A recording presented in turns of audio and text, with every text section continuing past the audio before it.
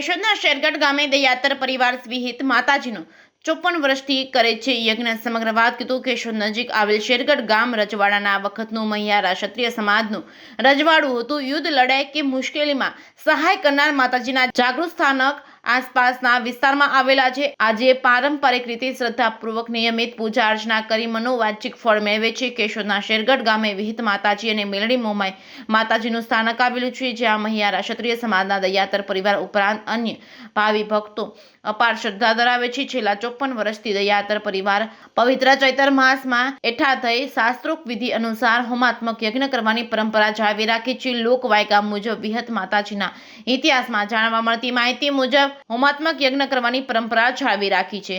જે કેસની ગુજરાતી સાથે રાજુ પંડ્યા, કેશોદ।